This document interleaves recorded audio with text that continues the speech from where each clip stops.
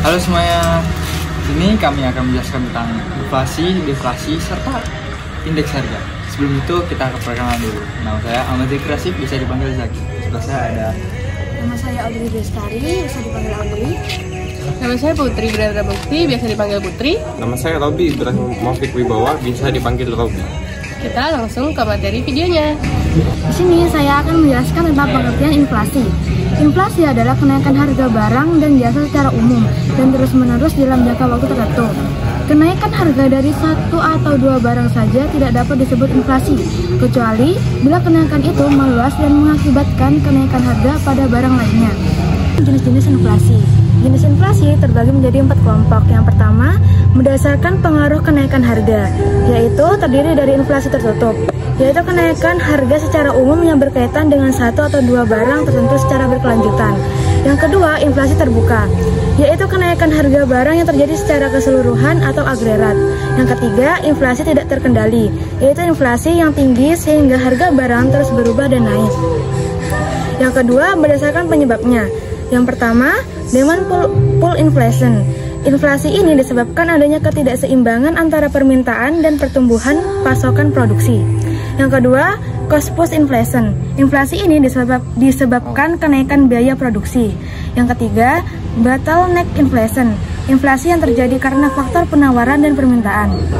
Yang ketiga, berdasarkan sumbernya, yaitu yang pertama, inflasi dari dalam negeri atau domestic inflation. Inflasi ini muncul karena ketidakseimbangan dalam belanja negara yang tercermin dalam anggaran belanja pemerintah.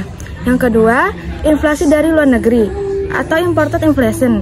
Inflasi ini bermula dari kenaikan inflasi secara signifikan di negara mitra dagang. Yang keempat, berdasarkan tingkat keparahan, yaitu yang pertama, inflasi rendah, yaitu inflasi di bawah 10% per tahun. Yang kedua, inflasi menengah, yaitu inflasi di dalam kisaran 10-30% per tahun. Yang ketiga, inflasi berat, yaitu inflasi dengan tingkat keparahan mencapai 30-100% per tahun. Yang keempat, inflasi sangat tinggi, ditandai dengan lonjakan harga suku bunga bank lebih rendah dibandingkan mencapai 4 digit di atas 100 tahun. Untuk menghitung laju inflasi tahunan.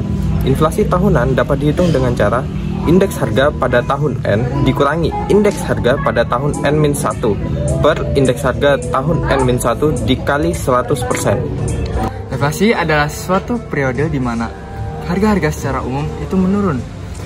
Berbeda dengan inflasi, deflasi itu adalah penurunan harga.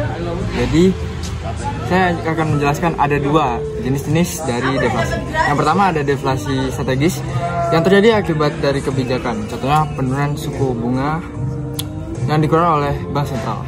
Yang kedua ada deflasi sirkulasi, terjadi ketika ekonomi bertransisi dari kesuksesan ke resesi. Akibatnya, keseimbangan antara kapasitas produksi dan konsumsi terganggu.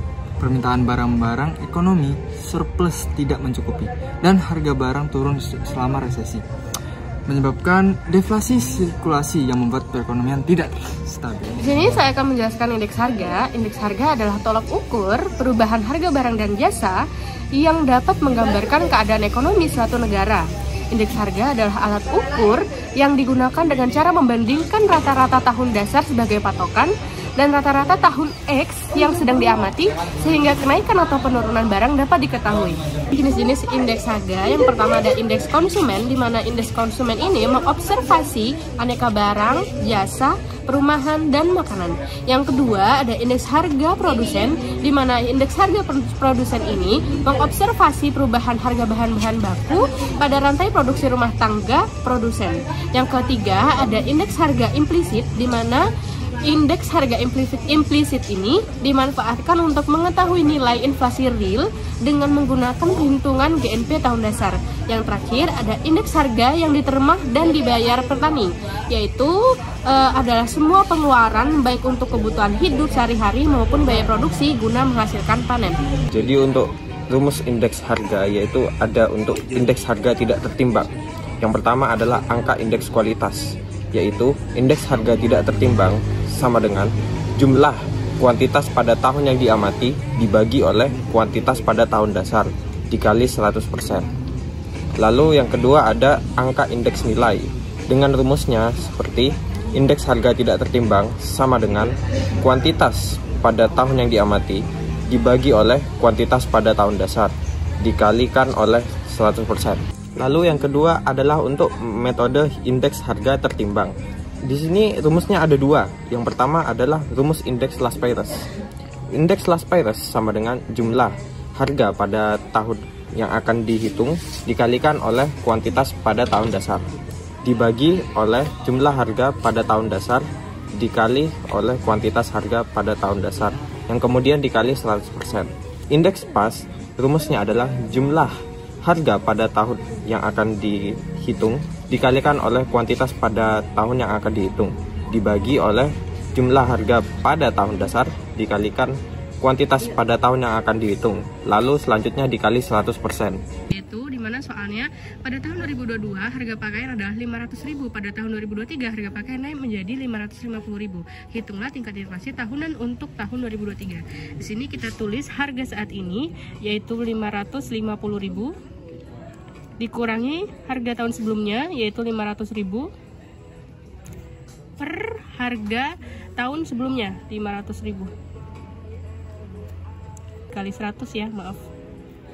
Sini kita bisa dapatkan 550.000 dikurangi 500 sama dengan 50.000 per 500.000 dikali 100. Langsung saja di sini kita coret. Jadi kita bisa dapatkan 50 per 5 sama dengan 10%. Jadi tingkat inflasi untuk tahun 2023 adalah 10%. Segitu saja guys, dadah.